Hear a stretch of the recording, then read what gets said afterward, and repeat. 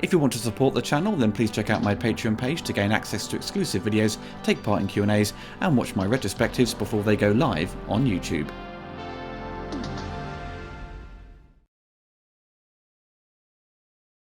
What a mess.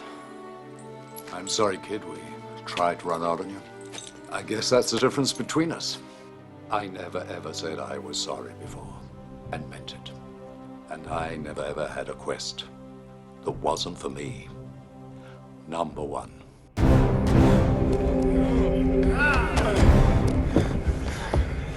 A story.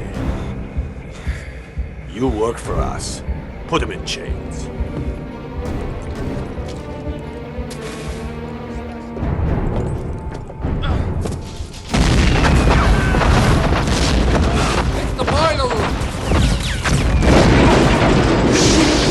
I come to say goodbye.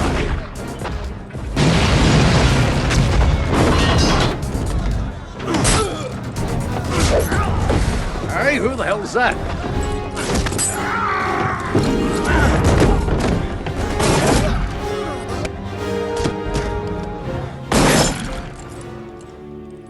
What's your name, son? Christopher Dubois. Mine's Dobbs. Lord Dobbs.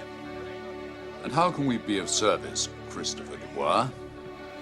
I need to find a ship back to America. Well, you're in luck.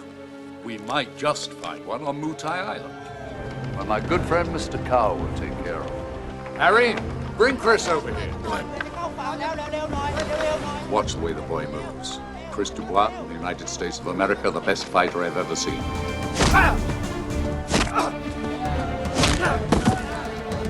Be ready at all times. You will learn that, or you never become Muay Thai fighter.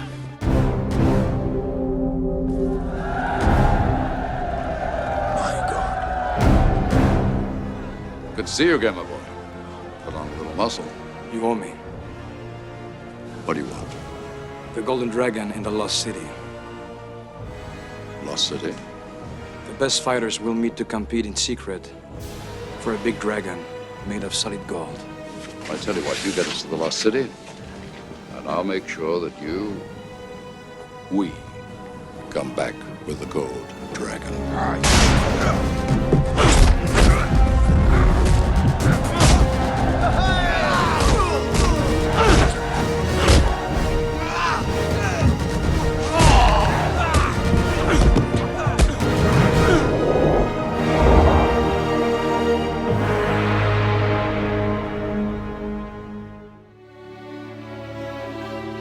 The Quest flying kicked its way onto the big screen on the 26th of April 1996 in the USA and made its way to the UK on the 20th of September. Produced for $30 million and was the directorial debut of Jean-Claude Van Damme, who also co-wrote the film. The film would open up the #1 spot at the US box office, pulling in good numbers for its opening weekend, but ticket sales dropped sharply the following week, with it earning $21 million at the end of its run in the USA, and international markets it earned a further $35 million, making its box office total $57 million. Reviews at the time were mostly negative, which wasn't uncommon for Van Damme movies, as many critics found his features to be throwaway entertainment. But Jean-Claude had a strong and dedicated fan base, but even those fans were left disappointed with the film. The critics and fans complained about its thin plot and its comparisons to Van Damme's first big hit from 1988, Bloodsport, but it did get some praise with regards to its production values. Also highlighted was Roger Moore's performance, and Van Damme showcasing a wide variety of fighting styles. The Quest would be the last of Jean-Claude's films with Universal Pictures, ending his 5-picture deal. With the film underperforming, Universal Pictures decided not to renew his contract. He decided to sign up with Columbia Pictures, with his first feature with them being Maximum Risk, which didn't light up the box office but was profitable. His second feature, Double Team, ended up being the worst performing picture in his career thus far, and his next two features, Knock Off and Universal Soldier The Return, all bombed, and this began his downward spiral from the action style of cinema being relegated to home video and DVD. In October of 1998, Van Damme was taken to court by Frank Dukes, who sued him for breach of an oral contract. Duke testified that Van Damme asked him to write a screenplay for a martial arts film called Kumite Enter the New Dragon. He claimed that Van Damme used a screenplay as the basis for the film The Quest. Prior to suing Van Damme, Dukes had brought his case before the Writers Guild of America, who deemed that he deserved only a story by credit for The Quest. Van Damme started a working relationship with Dukes when he gained fame for his role in Bloodsport, which was based on the fictitious life of Frank Dukes. All the world records listed at the end of the movie has been highlighted over the years to be utter nonsense, and Frank's wild claims about his past and exploits to be highly dubious. The Kumite project was to utilise Jean-Claude Van Damme's rising star power to capture a bigger budget with real-world locations. The production company behind the movie, Epic Productions, went bankrupt and the film was never made. As a result, the $50,000 agreement that Frank had signed with Epic Productions to pen the script also fell through. Dukes was left in the cold while Van Damme moved on to film The Quest in 1995. Frank Dukes felt he deserved the $50,000 for his work on the Kumite script and 2.5% of the Quest box office gross, totaling $1.5 million. The Dukes vs Van Damme trial was heavily covered by Court TV. Van Damme denied this, claiming the two projects were unrelated. Dukes retained his story credit via a ruling of the Writers Guild of America, but lost the actual court case. Since making Bloodsport back in 1988, Jean-Claude had been dreaming about making his own tournament movie. He wanted to follow in the footsteps of Bruce Lee, who went on to direct his own film in 1972 with The Way of the Dragon. Jean-Claude wanted to tell an epic adventure. He wanted to tell a story that built upon the feelings, excitement, the martial arts spirit that was captured in Bloodsport, but wanted to take it to the next level.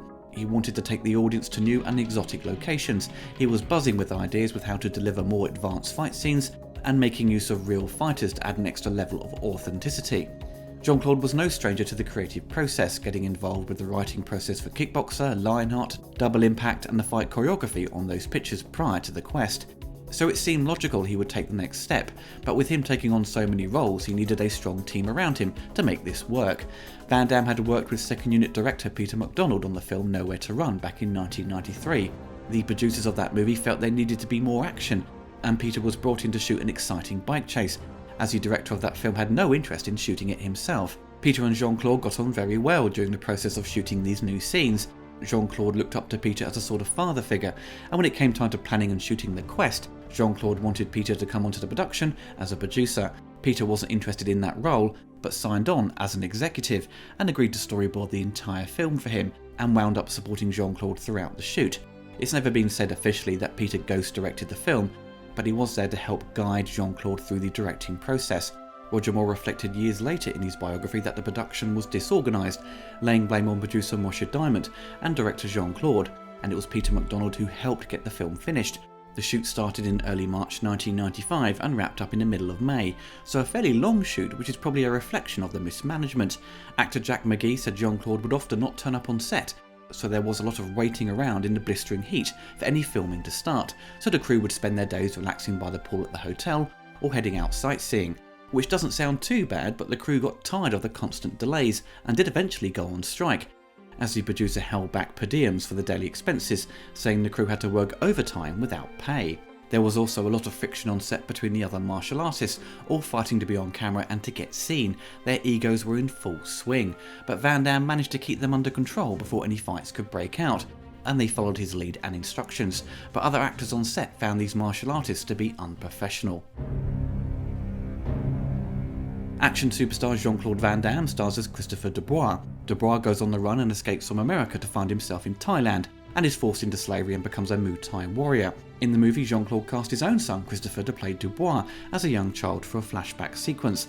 After Time Cop, Jean-Claude was at the height of his success, but some bad habits had developed. His heavy work schedule had led to his dependence on cocaine, which caused reliability problems on his movies such as Street Fighter and throughout his career of the late 90s. Jean-Claude managed to break free from his drug abuse by going cold turkey and focusing on exercise, but was later sadly diagnosed as bipolar, which probably played a part in his addiction to drugs.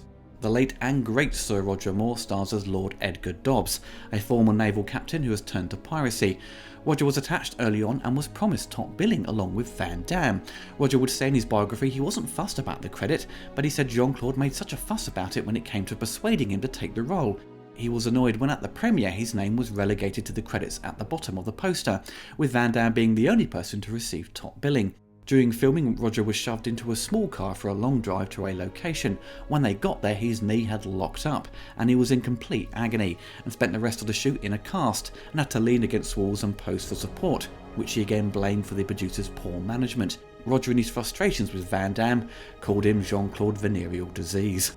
Jack McGee plays as Harry Smythe, Dobbs' right-hand man. Jack started his career as a firefighter and jumped into acting in the late 80s. When Jack first met Roger, he called him 00 Nothing to wind him up, and highlighted that Sean Connery was the true James Bond, which Roger found amusing, and this kick-started their friendship. They would make fun of each other and both enjoyed each other's sense of humour, with Jack farting and burping on set between takes, annoying Van Damme but delighting Roger more. Jack and Roger would remain good friends after the film. James Remar stars as the boxer Maxie Devine. James is a star of many cult favourites, The Warriors, The Phantom, and popular TV shows like Sex and the City and the recent Black Lightning. A solid supporting actor who has maintained a successful career. Maxie gets conned into thinking Chris Dubois is there to help him get to the Lost City, but in fact Chris wants to take his place. Janet Gunn plays as Kerry Newton, a reporter for the New York Globe, who was out on assignment in Thailand looking for a great story, and gets to meet Chris and hears about his quest, and joins him on his journey. The role was apparently considered for Madonna at the time, who turned it down. Jean-Claude may have thought casting another music star would have helped the film, trying to mirror the casting choices of Kylie Minogue in Street Fighter. Janet is probably best known for her role in the American crime drama show Silk Stalkings. Aki Eliong stars as Cal, the master of Muay Thai Island, who has been missold faulty and poor quality goods by Lord Dobbs over the years, but seems to tolerate his behaviour. He is persuaded to take in Chris Dubois as a slave and trains him as a Muay Thai warrior. Cal's top student gets awarded with a scroll to enter the tournament, which is where Chris learns about the Golden Dragon. Aki had a small role in Dragon the Bruce Lee story, and did appear in another Van Damme film called Pound of Flesh. Abdul Kissi plays as Khan, a Mongolian fighter, who is the toughest warrior in the tournament. Abdul was a long-time friend of Jean-Claude, starring in Lionheart and The Order. Abdul was the older brother of Michel Kissi, who played the villain in Kickboxer. Many of the other fighters were friends of Jean-Claude's, as he liked to work closely with people he knew and trusted. For example, the Spanish fighter was the same guy who popped up in Double Impact, playing the bodyguard with spurs.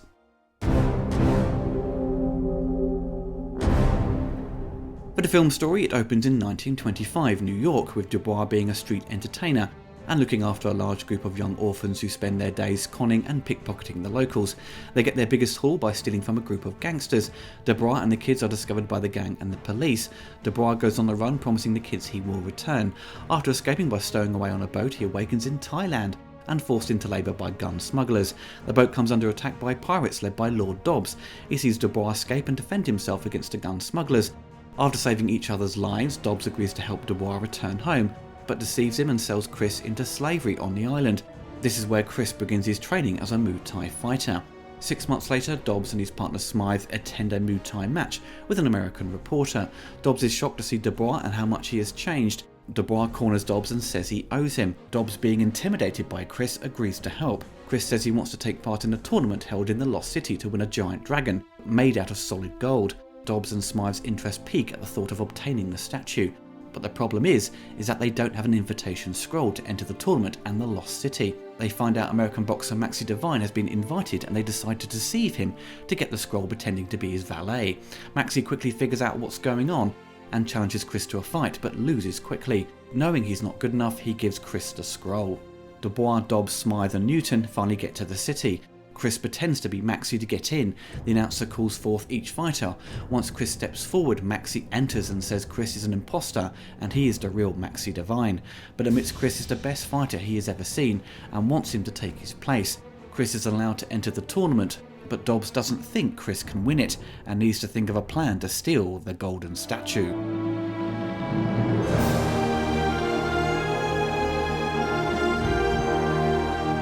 Popular choice of composer for Universal Pictures during the 90s was Randy Edelman, who composes the score to The Quest. The music follows a similar approach to what he did for Dragon the Bruce Lee story, with many cues often sounding the same. They even used the Dragon music in the Quest trailer. Recently I've covered a couple of films scored by Randy, such as Dragonheart and Daylight. He was Rob Cohen's go-to guy for his scores. Film Score Monthly back in 1996 gave it an average review, with the soundtrack being rated 2 out of 5. They felt it was very cliched and was very reminiscent of Randy's previous work. The Quest, in my view, is probably the weakest out of Randy's action scores during this period, but there are certainly some good cues and moments throughout the film. The main theme has a big heart and lots of emotion comes with it, as does the track Sentenced to Death, where Dobbs and Smythe are issued with their punishment. Randy uses his usual mix of traditional orchestral performers with synthesizers, and it blends very well. My favourite piece of music in the film is the track titled Drums on the Beach, which has a mix of oriental styles with heavy percussion and menacing overtones. Just a great blend of different themes, but the rest of the music didn't quite make much of an impact on me and never reaches the quality of his work on, say, Dragon the Bruce Lee story. The soundtrack came out when the film was released and hasn't been reissued over the years or been expanded. Randy's scores haven't really been given that treatment, which is a shame. The CD had about 40 minutes of music, which was a typical length for scores during the 90s, with most clocking in at about 30 minutes. They were shorter than usual due to union regulations and fees at the time, which labels weren't going to invest in to include more music. You can easily get the score on digital platforms such as iTunes and Amazon, and second-hand copies of the CD fetch reasonable prices on eBay. The Quest was a movie I was excited to see back in 1996. I'd been reading issues of Impact magazine and was fully into my Van Damme action movies. I loved Time Cop and Sudden Death, and now we were seeing Jean-Claude return to what made him famous, the Tournament movie, a new Bloodsport film you could say. But this time, instead of set in modern times, we were going back to the 1920s for this epic adventure. Again, this was another Van Damme movie rated an 18 in the UK. This film had no need for a rating so strong, so yet again I couldn't see it in a cinema and had to wait 6 months for the rental tape and get my dad to rent it for me. Now the film has been reclassified over the years to a 15, but still that's a bit strong as there's little blood or strong language. So after much anticipation back in the late 90s, I finally sat down to watch The Quest. On my first viewing, I was honestly disappointed by it. The fights were too short, and Chris Dubois' journey ended up being more interesting than the actual tournament itself, which took about 55 minutes to kick in. Now the comparisons to Bloodsport is very obvious. It follows similar beats and areas and is essentially a remake. The Bloodsport plot is pushed to the third act and a new plot attached to the first half, which has Dubois escaping from America and finding himself in Asia, and is trained in Muay Thai and fights in the tournament to win a golden dragon. It's clear they wanted to offer more to the story than just being a straightforward tournament movie, which by that point had been done to death, hence why Street Fighter the movie changed its direction. Oddly, The Quest feels more like the game Street Fighter than the actual movie, as it sticks to the tournament roots with a cast of colourful characters. The film doesn't really make clear what the quest is. You could see it as Chris's quest to win the dragon to buy his way home. Straightforward, right? But he gets to Thailand by mistake in his efforts to escape the law and mafia. He only decides to win the dragon once he's been trained in Muay Thai.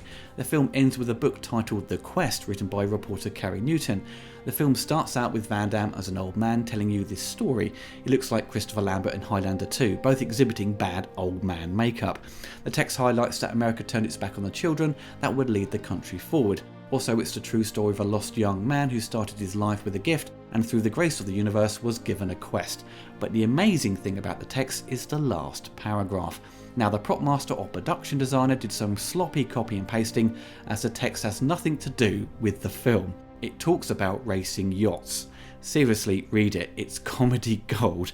I can't believe no one checked this before filming.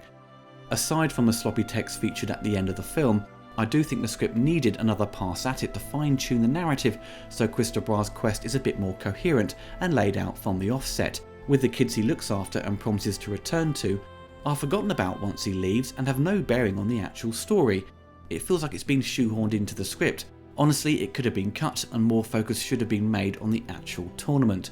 For Jean-Claude's first attempts at directing, it's certainly not a bad effort from him. It's clear Peter MacDonald has helped along the way, but it's nicely shot with great cinematic vistas and the photography pops off the screen thanks to David Gribley. The movie doesn't look cheap. Money clearly has been spent on the sets and production design, especially the opening sequence shot in Canada, doubling for New York, and the look of the arena for where the fights take place. The fight scenes are nicely covered with a lot of wide-angle shots to fully soak in the well-choreographed fight scenes. There is no unnecessary close-ups to hide any lack of skills. Van Damme makes efforts to show off what these fighters can do. What drives me nuts about the film, and especially during the fight sequences, is the unnecessary use of slow motion. Now Van Damme hasn't decided to shoot a particular shot in slow motion like John Woo did for Hard Target for example, but Jean-Claude picks certain moments to artificially slow the image down, making it look jerky and unappealing. He doesn't use it in small amounts but abuses it, making it frustrating to watch. You have moments that don't need it and seem out of place.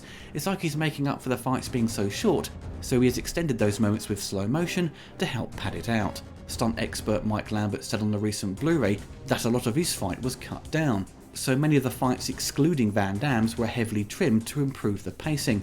With the slow motion and truncated fight scenes, it ends up less entertaining and exciting when you compare it to Bloodsport, which has far more energy and displays a lot more fighting throughout its runtime. The end fight with Chris and Khan ends up being very lackluster. It resorts to a street fight of just punching back and forth. Jean-Claude in true fashion pulls out his helicopter kick, which is usually done for the finishing blow. But no, it's just more punching after that. Even in 1996, this wasn't really exciting to watch, especially after watching a large amount of Jackie Chan movies by that point. Van Damme should be performing more high-flying kicks to just spice it up. He's supposed to be a Muay Thai warrior as well, but we don't see him fighting in that style during the tournament. It's like he's forgotten who his character is. There are no knee or elbow attacks from him. Jean-Claude resorts to what he usually does in his movies, throws some well-placed kicks which do look great on camera, and punches to demonstrate his strength, taking down his opponents very quickly. But when fights end too fast, it just becomes a bit boring to watch. Van Damme brings a solid cast to the table, with James Remar giving a very believable performance as the boxer. He does have some cheesy moments that always make me chuckle, as he gets fascinated with the different styles of martial arts. I do like how Maxie becomes a sort of mentor as he helps guide Chris through the fights and supports him to the very end, but the highlight of the film is and always will be Roger Moore. He steals all the scenes he is in and just elevates the material. Despite him hating Jean-Claude and the producer, he remains professional as an actor and delivers the scenes to the best of his ability. His upper-class approach helps him get what he wants. He charms people but is a complete crook and he knows it. He's only out for himself. Despite that, there is this softness and kindness to his character that gets you on his side despite his shady antics, and Chris comes to the rescue and fights for their freedom when Dobbs and Smythe are sentenced to death. Janet Gunn provides a good performance, but has little to do in the film. If she was cut out, it would have no bearing on the plot. They may have trimmed some of her scenes down in the final edit, or failed to shoot them as they ran out of time and money. In The Quest, were Newton and Dubois supposed to fall in love? In most Van Damme movies, they have a love interest for his character, so he can get his bum out for a love scene, but surprisingly not in The Quest. Van Damme is certainly not bad in the film and having to wear a lot of hats in the production. His performance ends up being perfectly fine. He is not wooden or anything like that, though he does look weird in the clown makeup. Thankfully he removes it fairly quickly into the film, but he doesn't really give himself much dialogue and remains the silent type throughout the film, mostly listening to the other cast of characters, so I think he made his role of playing Chris easy for him and not particularly challenging. What always bugged me is when Chris becomes this Muay Thai warrior. He has this cold, icy demeanour and appears to intimidate Dobbs, but once he goes on his journey to the Lost City and enters the tournament, he appears more nervous and cautious, a complete switcheroo of his character. The Quest is certainly not Van Damme's worst movie or his best. It falls directly in the middle. I do think the film got better with age. I had a lot of expectations for it when I was younger and it didn't deliver, but over the years I've warmed to it more and accept its faults, and it's still entertaining in parts. The Quest is not a bad effort for Van Damme as a director, but ultimately the film ends up being nothing special.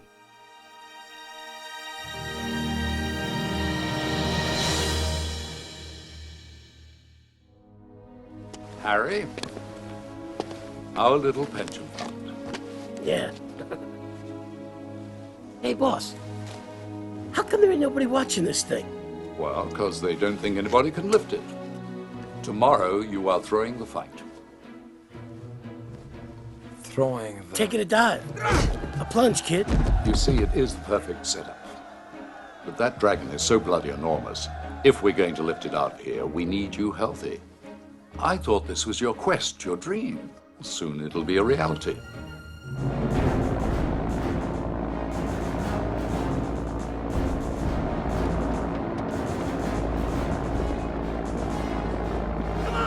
Come on, Topsy!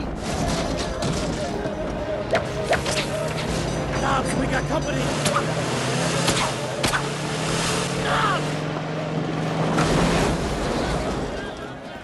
I wasn't always a pirate, you know. Believe it or not, for over 20 years I was a genuine captain in the Royal Navy. I raised the Union Jack in countries you never even heard of. Fought the Hun in the Great War. For what? the glory of God, the British Empire, and His Majesty the King. And when it was all over, what was I left with? You win some, you lose some. Now, you just watch it tail, my old son.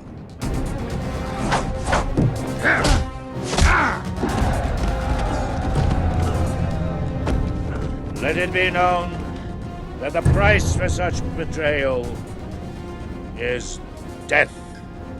No! I will pay for their freedom. I brought them here. It's my fault.